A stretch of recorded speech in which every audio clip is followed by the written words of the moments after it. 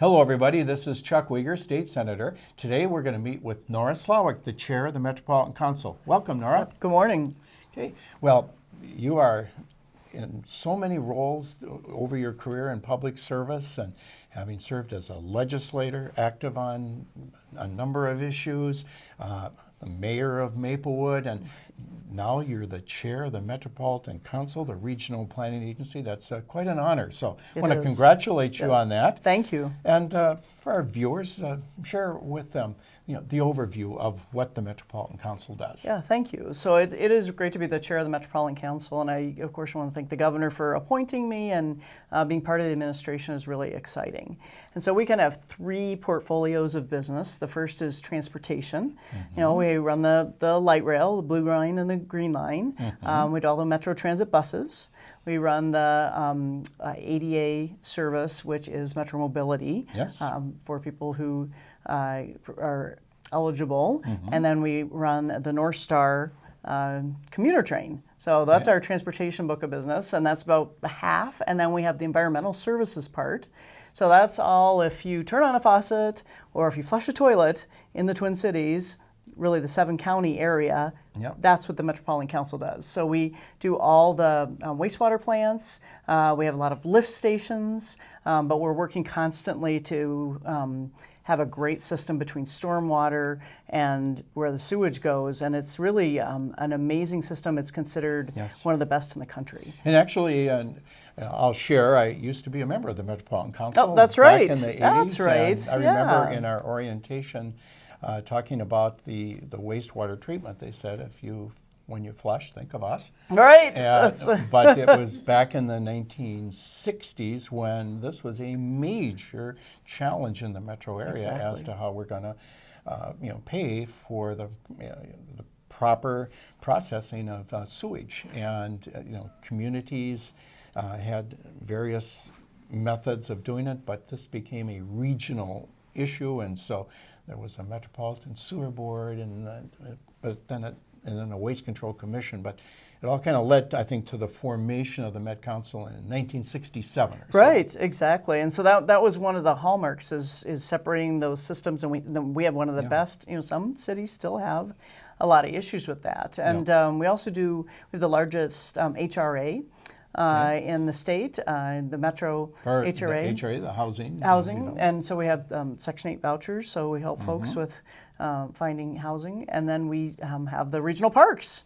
So it's a busy place with about 4,500 employees. Yes. I might say on the regional parks, that's often cited as the metro area having the best system in America. Yes, I'm a hometown fan, but having visited many parks throughout the country as well, we are so proud of what's been done. And tell us how that system works, because we have regional implementation agencies, but the Met Council oversees that. Right. So it's a lot of the money now comes through the legacy funds, which I know Representative Lilly chairs that committee in the House, and then comes to and do park improvements. And so there are allocations for each of these parks, and then there's grants that go out through the system. One that was locally was Lake Phelan. Got one of the grants to add that piece towards at the eastern side of the park, and that they've taken that house down there, and that hopefully there's going to be a playground. And so we work with all the regional parks, and it's a really fascinating part of our system. We have a big commission and committee that oversees that. And citizen involvement is so important, and I bet you have hundreds of citizens involved in different advisory committees throughout the region. We do. The governor appointed, there actually is a council for the Metropolitan Council. There's 17 on the 17th, but 16 are appointed in districts around the metropolitan area. And then, there are hundreds of volunteers. So it's quite a process, and as you say, we're proud of it, and it's evolved to be an organization that very much is improving the lives of people, especially in the metropolitan region. So you mentioned you are the chair, and the governor appoints the other members, and there's been discussion as to whether it should be elected or if counties and cities should do the appointments, but ultimately, the system continues to to move ahead, and there's a certain check and balance, I guess, through the legislative process, through hearings where the persons nominated are ultimately confirmed. Exactly. I don't believe there's ever been a rejection, but and there's generally going to be bipartisanship involved in this in terms of the members. It's good to have a balance. Exactly. And that as well. Yeah, I think that the governor really made excellent choices. We have the most diverse council in the history of the council. We have a mix of former elected officials. We have Molly Cummings from Hopkins, who is a former mayor, and Peter Lindstrom from Falcon Heights, former mayor, Judy Johnson, former mayor of Plymouth, and many, many community activists, Robert Lilligren and Linnea Atlas Ingebrigtsen. So it's a really great mix of folks. And that's what you want. You want to get a cross-section and diversity to represent what this area is about as well. Yeah, exactly. But then they need to be engaged with the various citizen groups, and you've got that going too. Yeah, we're really working on that. We really want the council members out talking to the local city councils, talking out at the regional parks and being out there, and they've been doing a fantastic job. Sometimes, people will say, I don't know who my Met council member is. So we're really trying to keep the council members really visible and serving their communities. Good. Well, one thing that the council does is put together a overall blueprint for the region, and in terms of what are the goals, the aspirations, and certain benchmarks, if you will, that cities and counties, other governmental units. So as a former mayor, you would have been very actively involved in submitting information to the Met Council, but tell us how the charge for the council for the orderly growth of the region is accomplished through the planning process. And what the cities, because it's all on the websites, and there's lots of hundreds and hundreds of meetings.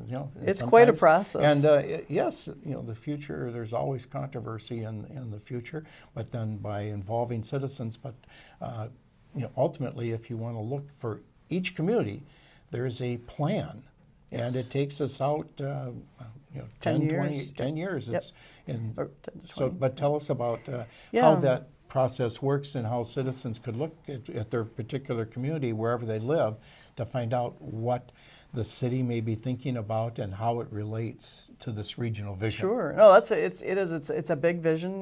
We're a very prosperous region, and it's about helping to continue to make this region really prosperous in terms of housing, both having affordable housing and then working, like I know in Maplewood they did some zoning changes for housing, so they're doing some mixes now where you have mixed use is popular, and keeping the region affordable that way. We work on transportation, so the comp plans deal a lot with the roads and also some of the regional roads, and working with other big communities. Issues. Affordable housing, It's where you can huge. live, transportation. Exactly. Parks are also in there, and we even are broaching some things like resiliency and climate change. Now we're in the comp plans, and so all the cities put together these comp plans, and it's only every 10 years that they put them together. But you're right, they're called the 2040 plans, right? So they're really for roughly the next 20 years. But to help, if you could help all of the communities grow in an orderly way, it strengthens the whole Twin Cities. So they submit them. It's quite a meticulous process. The Met Council has staff that go through them. There's some interchange back and forth, and then the council ultimately approves these plans and then puts them, so we're right in the middle of that. So every council meeting now we have a couple of plans, and then they're classified as sort of either city, suburban, /city, ex-urban, so they have classifications that go with them. And it really will help all of us do better because we'll understand the growth that should be coming. So it's a fascinating process, and sometimes I have to admit, sometimes it's a little bit frustrating for the cities because it's a big deal for them to take it up every 10 years, as it is for us. But I think it really makes us comparable to our peer regions like Denver, Boston, Portland, places like that. Earlier you mentioned about the sewers. And one of the reasons, too, for trying to have a regional plan on this is to contain costs. If every community had this type of expansion, it would be very, very expensive. And Exactly. I'm not sure if it's still referred to as the Metropolitan Urban Service Line or the MUSA. Yes. But where is that in terms of the growth that is projected and where we draw that line, because it can be very significant for where the future developments are going to be. Exactly. So as part of when they are getting the comp plans is looking at where the growth is and trying to make sure the MUSA plan can accommodate that. It's not it can be an expensive process, so it's not necessarily a cheap process, right? So cities have to seriously consider the growth and if it's inside or outside of that MUSA line. Yeah. We have something called SAC charges, Yep. sewer access charges, Yes. that cities... We had some legislative discussion a couple of years ago, but I believe the council's done a very good job Yeah, in working I with think so cities. too. There were a lot of concerns about these hookup charges, Yeah. but Every time there's a new restaurant, all of that is calculated, once again, and they make sure the pipes are big enough to Yep. accommodate, up to 20 years out. So it's, you're always thinking long term. yeah, exactly. And, it's tricky. So sometimes cities say, oh, can we do this or can we do that? But we want people to think ahead with us. We really want to be partners with the cities and partner. Yeah. The counties turn in plans too. Yes. So it's a big process. Good. I see you have with you some information about the Rush Line Right. corridor. And tell us about that. You were involved, I believe you're even chairing a committee as the mayor for Maplewood, but this line would go through a good part of my district and others. So tell us about the Rush Line Exactly. and where we're at. Yeah, so it starts at Union Depot and then goes Downtown up St. through Paul. downtown, kind of comes up through Regents Hospital and Bethesda and Gillette, actually then up and across over by where Health Partners is. Yes. So there's actually 14 healthcare facilities along the Rush Line. So, Yes. I really thought it should be called the Health Line, Oh. but we don't do that here. And actually, if it gets a color, the color is tentatively the purple line. Yes. So we'd have the purple and the gold line in the East Metro, which is exciting. Then we come up through Maplewood, go onto the Vento Trail, Yep. back through there, and then on up to like Gem Lake and up through White Bear Lake and end there. And so, the great thing about the BRT lines, and this is a big focus of the Met Council right now, is we want to have 10 new BRT lines over the next 10 years. BRT for everybody. Bus or rapid bus rapid, trans. yes. So they're where you pay outside the bus. Yes. There's the amenities are upgraded. The buses have Wi-Fi on them, so Yep. they're more commuter friendly. But it connects people to jobs. That's really the big thing. People Yes. come from White Bear to work in St. Paul. They could also come to sporting events, but people in St. Paul can come to work in White Bear, right? Yep. Or Maplewood, North St. Paul, all of the areas. And so that's exciting. College students also, it's helpful for getting folks to school, medical appointments, all those Will there be people. a specific part of the plan so it can link with Century or some feeder? Yes, we're hoping to have a bus feeder that would come, so it goes all the way up close to Century, up sort of in northern Maplewood. College, yes, Yep, Century College, and then there would be a bus feeder, is my understanding. We go that way. I just have to give a quick pitch. We also have the Gold Line, which Yes. is should be open. We're hoping in 2022, I think. We also And the Gold Line goes from St. Paul to Woodbury Yes. and back, goes through Yeah. Oakdale, Maplewood, stop on the 3M campus on the east side, and then we will have Riverview, which is West 7th, kind of off down to the airport, and then we are building the largest construction project in the history of Minnesota right now, the Southwest Light Rail. Yes. So that's actually what I spend quite a bit of my time on is complex funding formulas and talking with the FTA and bringing groups out to talk to the FTA to get that built. And so it's and for everybody, FTA, the federal. Federal Transit Administration, and so it's it's going really well. Yes. We have something we need called the LONP. It's a lot of acronyms. Number 2, the Letter of No Prejudice, which will expand our funding. We're trying to get that this month, and then we're trying to get our very large grant by the end of the year. So it's a good time to be at the Met Council. Yeah, there are so many challenges, but the transportation is important. It's costly to address congestion. Yes, With absolutely. inaction, and I can remember a lot of controversy over the years as to, not building up the system, but you go to most major metropolitan areas and it becomes a key thing for quality of life. Absolutely. For why people might want to live here. Exactly. For working here. Yes. And so, the meetings, they'll continue, and I know that in the White Bear Lake area, for example, there's been meetings at the chamber and other areas. Right. Discussions as to, well, will there be enough ridership, et cetera.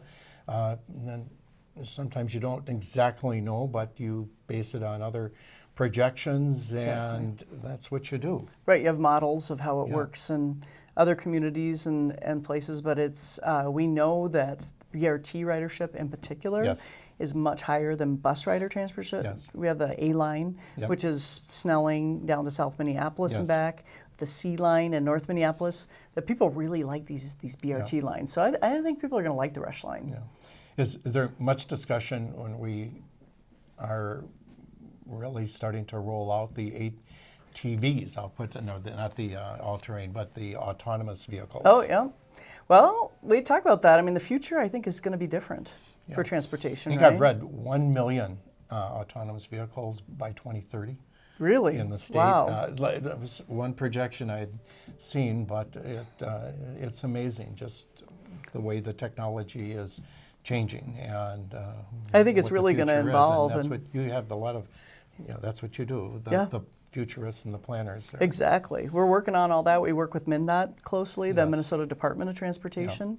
I think, we have a pilot going now for Metro Mobility, so folks don't need that door-to-door service, is what it is we're going to do sort of an Uber Lyft type service, because it will cut down on time, right, and get people exactly where they want to go quicker. And so we're starting to model things and looking at different forms of the future transportation. And did you know a child that's born today, by the time they reach age 21 or graduate from college, there's going to be 700,000 more people in the metropolitan area. And if you think of all those cars, that would be a problem, right? So we have to change. We have to really look at how to move people better.